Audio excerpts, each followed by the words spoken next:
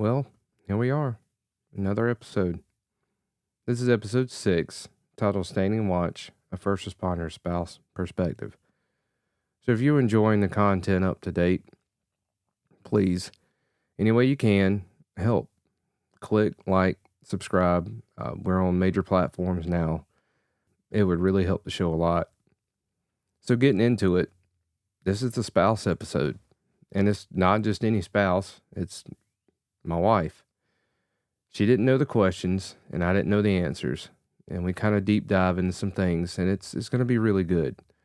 So if you have a spouse, you have a significant other, marriage is not easy. And we'll be the first to tell you, our marriage is flawed. I'm divorced, and I carry that with me all the time. So I've clearly failed in the past, but God is a redeemer. So we'll start off like I try to do, and we'll get into the word real quick. We're going to be reading out of Ecclesiastes, actually chapter 4, verses 9 through 12, which says, 2 people are better off than one, for they can help each other succeed. If one person falls, the other can reach out and help, but someone who falls alone is in real trouble. Likewise, 2 people lying close together can keep each other warm, but how can one be warm alone? A person standing alone can be attacked and defeated, but 2 can stand back to back and conquer. 3 are even better, for a triple braided cord is not easily broken. So who's the third person? If you've guessed God, then you're right. So it's like a triangle, with God at the top and you and your spouse at the bottom corners. So when you both focus on God, focus upward, then you grow close together. So during my divorce, I was in a deep state of isolation, and I wrote down notes, and I really dove into things. And this is actually some notes that I wrote for a sermon during that time. It says what the world says versus what the Word says. So what does the world say about marriage? Well, it says to run from it. It says to trade up. It says to get out. It says to just survive or be roommates. But what does the Word of God say? It says fight for it. It says look up, get help, and thrive. So the majority of this is found in 1 Corinthians chapter 7. You don't have to be afraid of marriage, because fear leads to isolation, but faith leads to intimacy. Fear leads to selfishness, but faith leads to selflessness. Fear leads to manipulation, but faith leads to mutual submission. 1 Ephesians 5, leave your spouse better than you found them, because fear leads to me, but faith leads to we. Make sure you show the world that there is a he behind the we. So let's get into it.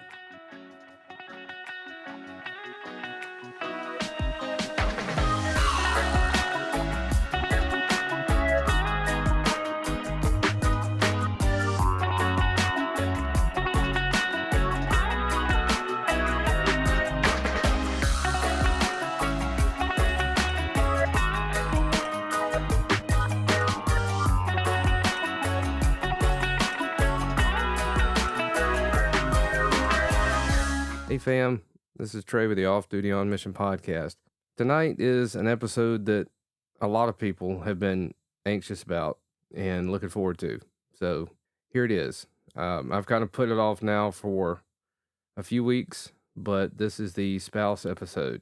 Don't worry, you've heard my spouse on here before with the counselor episode. And like we said then, she's not my counselor, she's my wife.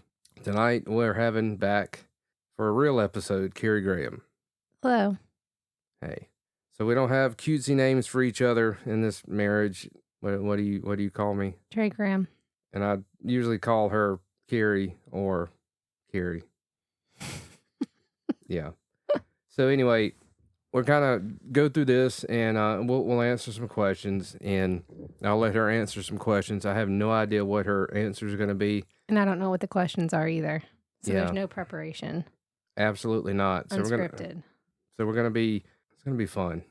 Okay, so Raw. yeah. Well, I was gonna say raw, but I didn't want to bring raw right after you said unscripted and raw. It's So good. we got married in 2017. That took 2 takes. Um, so I wasn't that confident the first time. We started dating in 2016. So I began my law enforcement career in late 2004, 2005.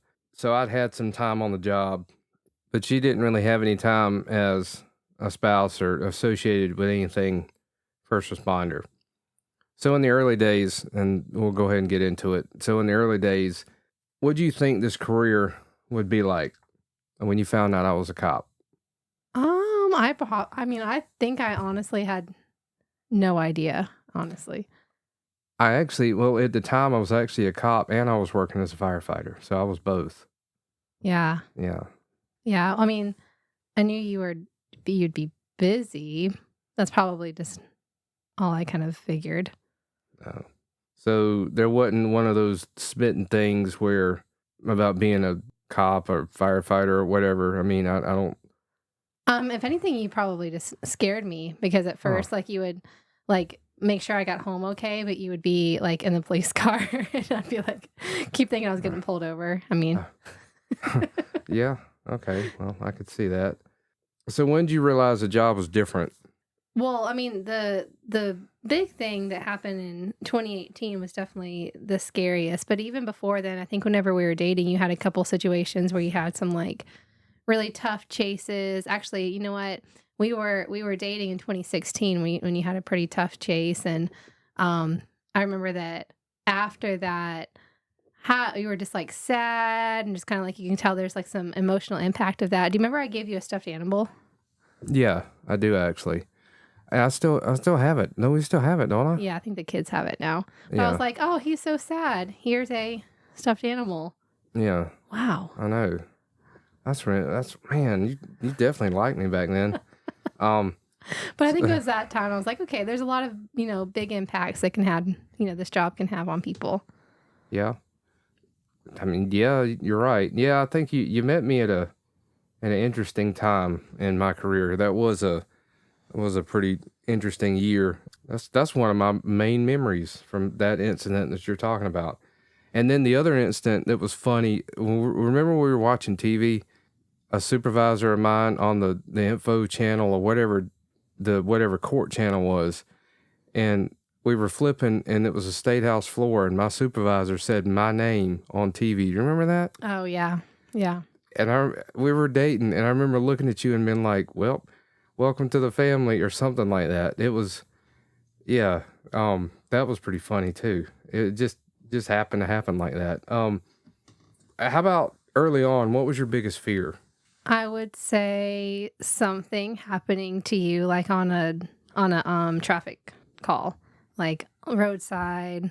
I think initially you got me set up with the was like the cat or no, it was like I don't know if you got me set up or I just like was stalking, but I got Probably myself stalking. probably stalking. I Yeah, think I got a police scanner and then yeah. I would just kind of like cuz yeah, we weren't engaged or anything yet and I would just sit and like scan and listen to the It was a radio. police scanner. Yeah, it Yeah. was. It was a radio scanner. Oh man, I forgot about that. Me too. This is like going down Memory memory lane. lane. I know. Sheesh. What's something that first responders don't realize that the spouse carries? Well, I think a lot of times, especially depending on like the culture, kind of what's going on, I think about a lot of times the burden that the spouses have carried just with like a lot of like negative impressions of law enforcement for lots of different reasons. The spouses carry that too. Like you walk around and you are the law enforcement officer, but we're the law enforcement officer spouse. So there's a lot of weight that we carry that you guys also carry.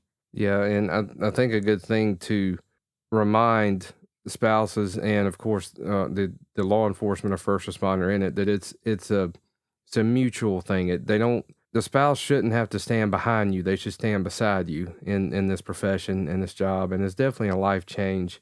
If you're just getting into it, there's a lot of stuff that goes with it.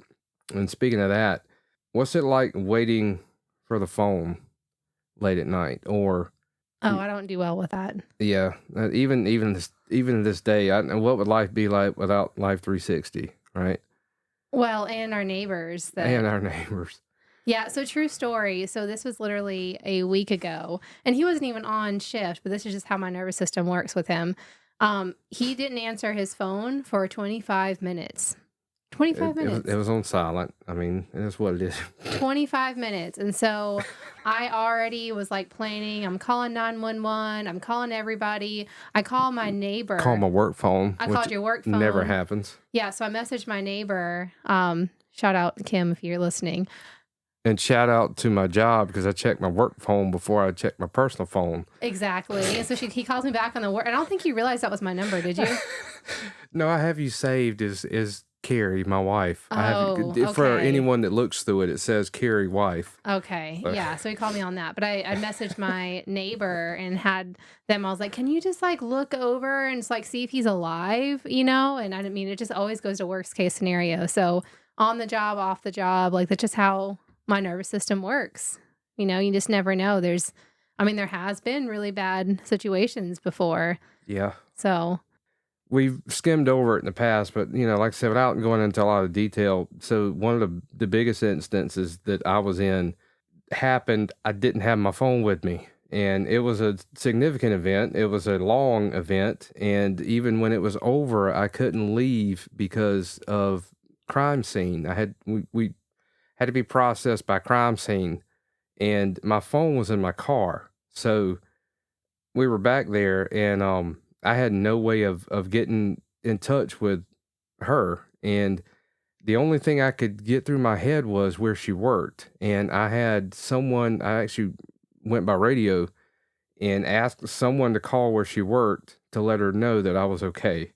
So that's and I'm pretty sure the situation was still ongoing then, because yeah, then it was. somebody drove me out there, and I ran up to some, like I think it was like one of your shift people who were like directing traffic. I was like, y'all heard from him? I think it may have been I think it was Ben. yeah, Ben it Lewis. it was it was somebody. And then that and the yeah, it was ongoing, but at that time the main stuff had stopped, but we had to be processed by crime scene, which was a hassle in itself. But I could not get out of there to get my phone, and it was probably 4 or 5 hours.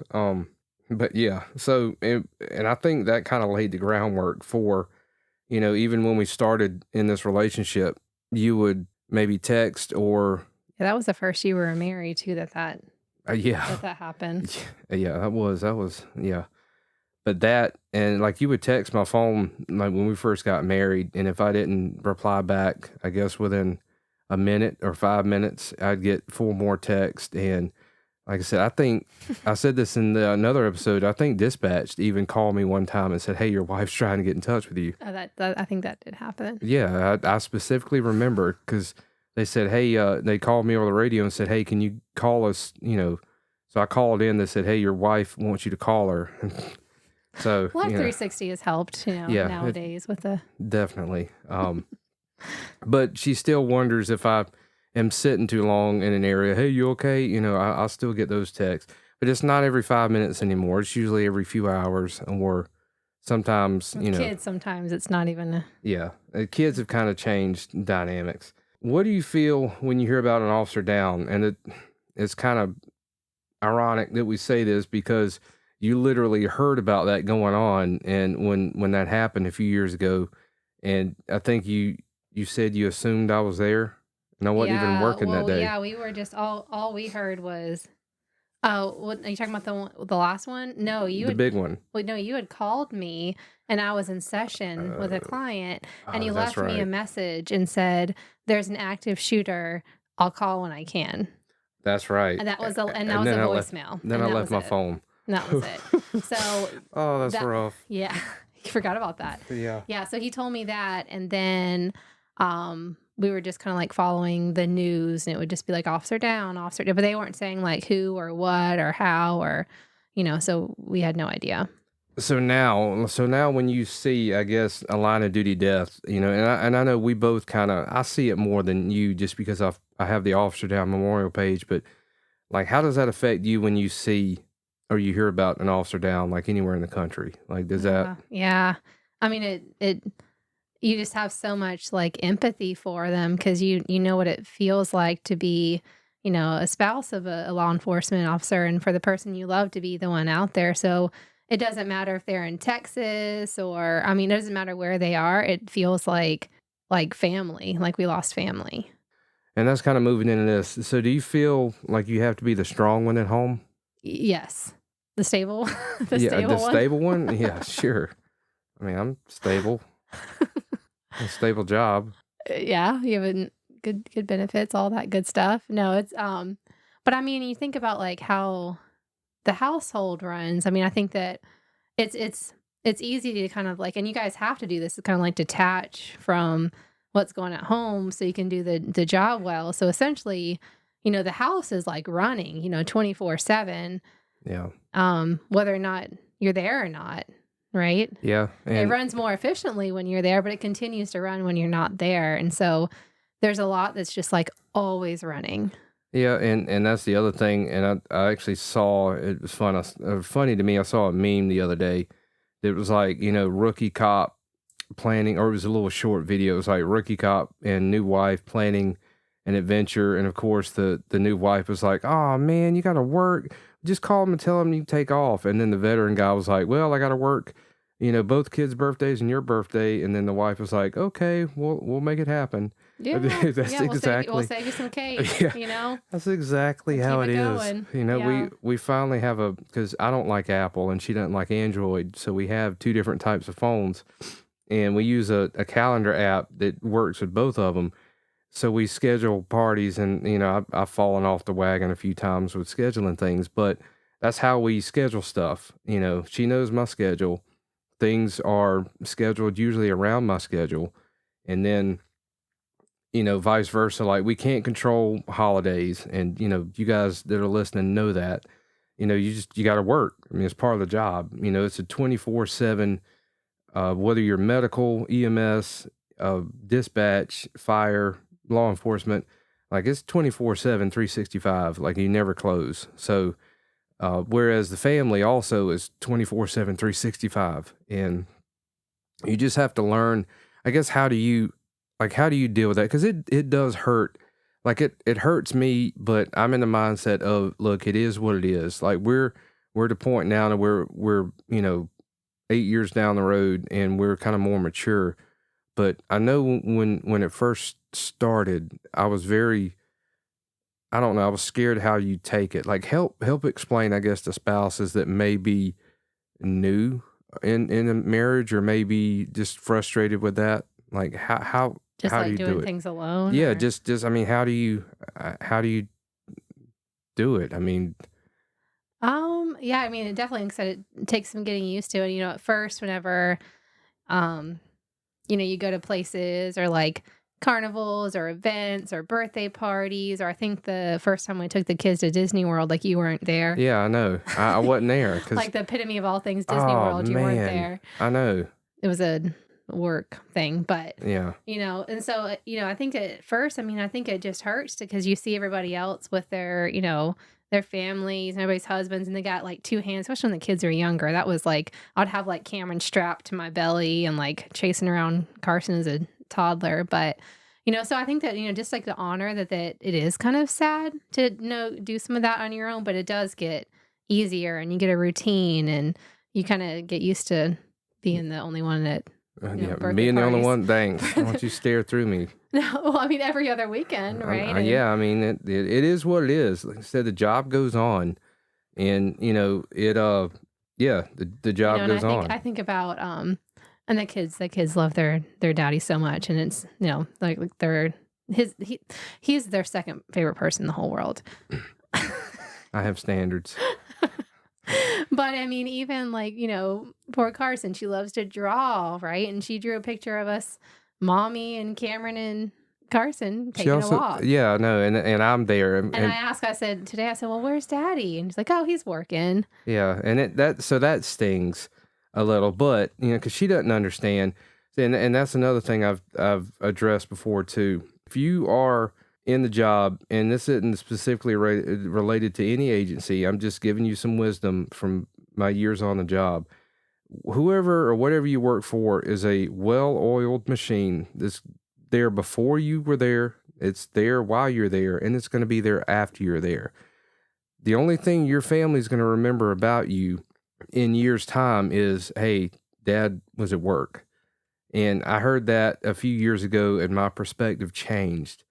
And And I uh, gotta hand it to you. I mean, you do really well. I mean, like there are some benefits too, like, sometimes him being off during the week. So a lot of the times, he gets the paid leave and I don't, right? I yeah, work for myself. So if the kids are sick, if all possible, he takes off or he takes them to midweek appointments that I can't take them to. And so there's definitely some. thank you for saying that, because I tell people that at work, and they think that's an excuse for me to No, take it's off work. real. Okay, yeah, Yeah.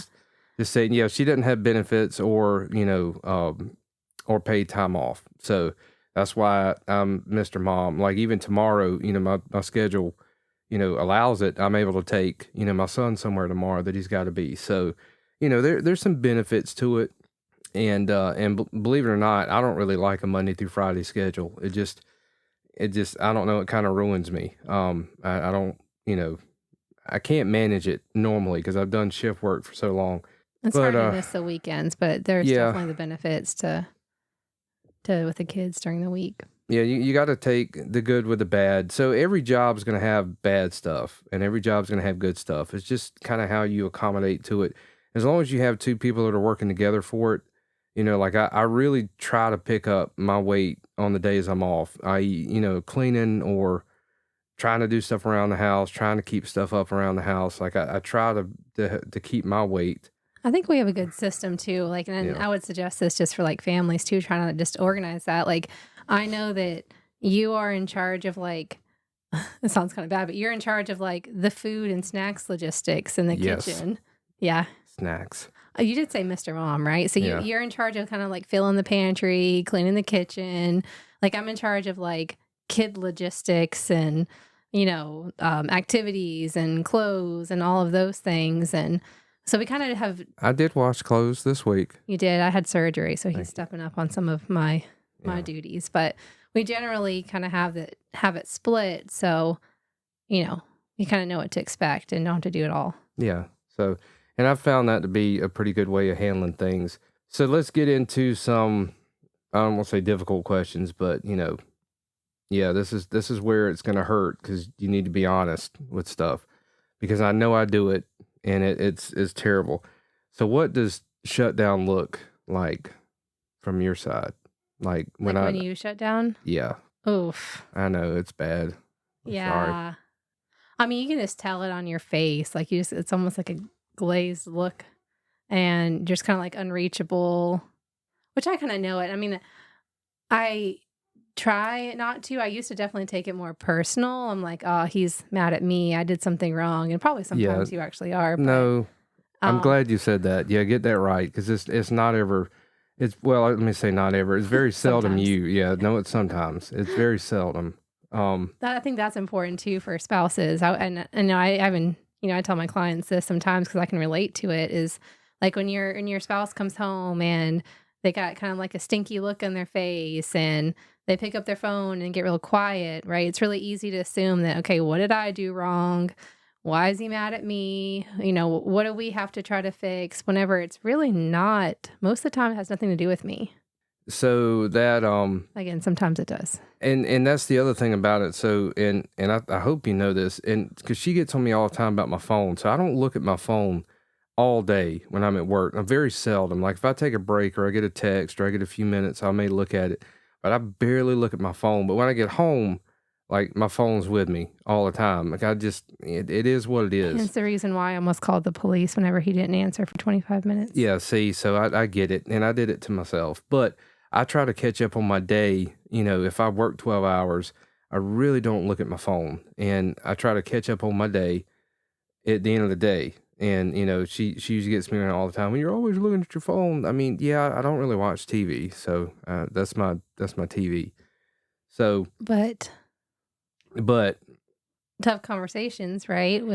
But you also have a spouse and kids who are so excited to see you and engage with you and So with that, what helps you reconnect? to you. Yeah. I think for us, things that have been really helpful is just spending like quality time together, like outside of the day to day grind of going to work, coming home, playing outside, snack time, bath time, kind of doing the role. But like whenever we mix it up, that's why we like going like camping and hiking Yeah, and biking and and people give us so much, or at least I'm giving so much junk about, well, you always on vacation. Yeah, there's a reason because I literally live where I work, and I don't think a lot of people understand that. And actually, I read it in that book, that I had some years ago, Emotional Survival for Law Enforcement. The difference between us and the military has, or is in combat, but their combat zone is 3,000 miles away, where our combat zone is like, we live here. And it's funny, we'll be riding together, and I think I've kind of toned down a lot. But I know when we first started, like we're riding in different parts of town. I'm like, well, I chased one there. I got in a fight there.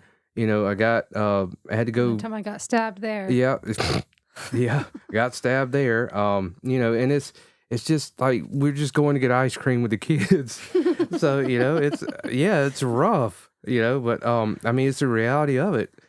But with that, so can you tell something in work, and I guess it's the same as the other question. So and I'll ask another question. I know you just answered pretty much, when something at work is sticking with me, because, I kind of come home and I'm kind of grumpy and distant, and I know I am. I can't get out of the mentality and the mindset at the moment. Like, it takes a second to get 12 hours off your brain. How does the job affect family tone? Oh, you definitely, oh gosh, you set, Sheesh. you set the tone, like you set the temperature, like as the man in the house, right? How you come in, like the kids mimic that, I mimic that, right? It's really hard, imagine if somebody's like had a particularly rough day and they're kind of home and they're kind of checked out. It's hard just to run around and be like happy and energetic and all the things. So everybody kind of matches energy. That's what kind of family units do. So if that's kind of how you come in, everybody's feeling the same way. Yeah, I And you, get and it. you see it with the kids too. Oh no, I know my attitude definitely is contagious with them. Especially Carson. Yeah, and I He's try my best to not, but it's kind of hard for me to. I don't. Oh man, I need to get better at that. But with that, so and maybe, and I've heard this be a suggestion before, but for law enforcement officers or anybody who has a rough day, if you need to circle the block one more time before you come home, you know what I mean? Or kick the dog. No, I'm kidding. take a big deep breath or whatever.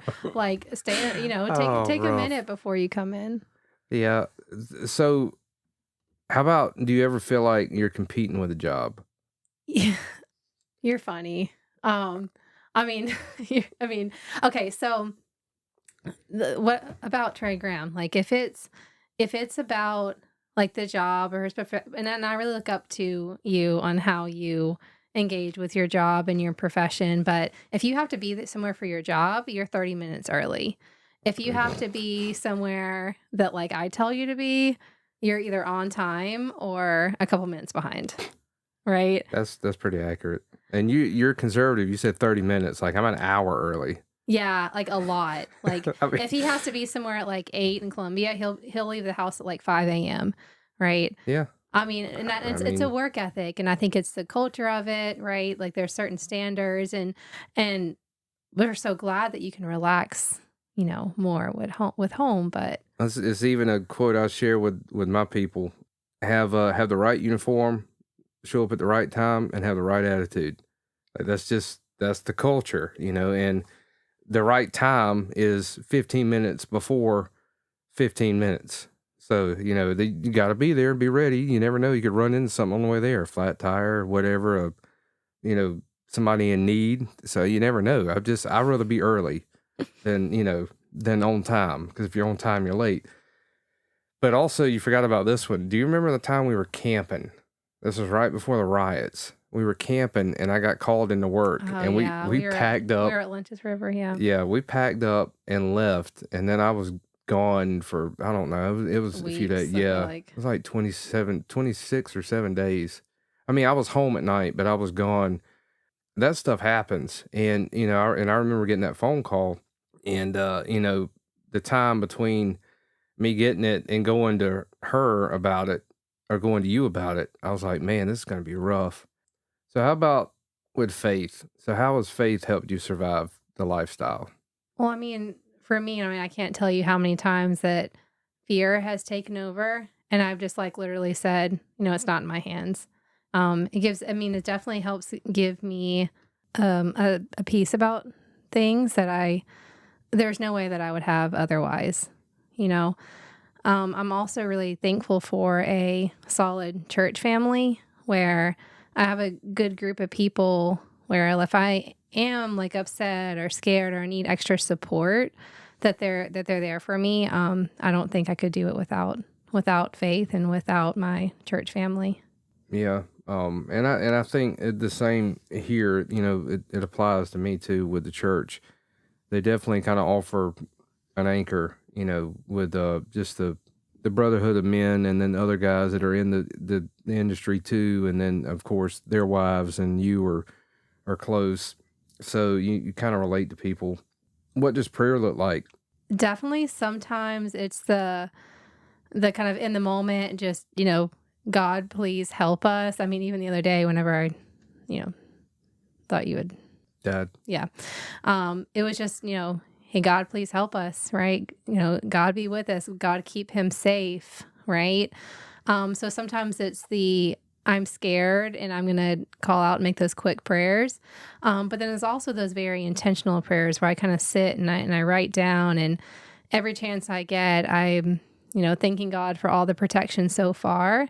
And then also just asking for a continued hedge of protection around just the whole family. And that's a daily prayer. So if you could speak to all the first responders that are listening right now, what do you want them to understand? Um, that's tough, but just the number one, that we are so thankful for you and the work that you do. I might make myself cry. And also, like I said, we not only do you carry the weight of our family, you kind of carry the weight of the world. So we just appreciate that. Um, and just remember the impact not only that you're having on the world and your family, both positive and negative. And if there's areas that you can improve and work on with your family, do that. Talk to your spouse. Say, hey, how how how are my behaviors? How are my emotions affecting you? Kind of learn what that impact is, and then work together to figure out how to move forward. So what do spouses need to understand about the job that's hard for officers to explain? Kind of like what I said earlier a bit, where we're just try not to take everything that they are doing as personal. And I think we mentioned on the previous episode too how there are sometimes like triggers and things like that to certain events that may cause a reaction in the law enforcement officer. But it doesn't necessarily mean it's like a character flaw or there's something like wrong with them. Their nervous systems might just be responding to something that we might not even know what it is. So don't like assume the worst. Take it personal. But that doesn't mean you have to put up with everything. Make sure you communicate that to your partner. Just let them know how you feel about it, and like I said, just open communication. The transition routines after shift, like what would you say are safeguards, or maybe, I don't want to say solutions, but maybe safeguards or solutions to kind of combat this lifestyle from a spouse? Yeah, like I mentioned too, like drive an extra circle around the block. Maybe you know give yourself some time at the end of the day, like 10 to 15 minutes before kind of jumping into kid life and or dishes or whatever, kind of just giving yourself a minute just to ground into the next kind of phase of the day for you. Yeah. So why are you still here? Is that the question? Yes. Well, Aw. I mean, we're 8 years into it. You know, I Because I mean, love you. okay, well, I mean, you know, some people get fed up with a job. You know, I mean, you know, I'll say this. I think it's really important for um, all spouses, but particularly law enforcement or high demand job spouses. It's really important for the spouse to find things for themselves, find their own hobbies, their own interests. Being able to have a life like outside of being a law enforcement officer spouse is really important. It gives you that kind of like the resiliency and the strength to kind of go through everything that you go through. You know, for me, it's working out or, you know, whatever I'm getting into at the moment. Right now it's reading, you know, but always having something as an outlet for yourself. That way you can endure as well. so what makes it worth it? I mean, I know I waited till the end for the good ones. What makes it worth it? I mean, I think that any marriage, law enforcement or not, is worth it. That's why we get into this. That's why we make the promise and the commitment is, you know, especially if we're making this promise and commitment to God, that's what we're going to do, right? So anytime that we honor that commitment, it's going to pay off. You're going to be blessed, and it's going to be, you know, it's worth it. Well, no, and that's the thing I was trying to say earlier with the job will replace you. So the badge is temporary, but the covenant is eternal. It's between you, you know, your spouse and God.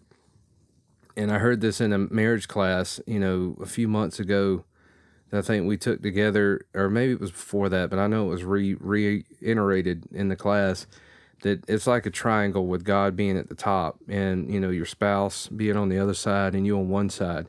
And if you're both looking at God, then you'll both come together. Moving on from the spiel I gave earlier about the job replacing you, like it's true. The job will replace you, but your family won't.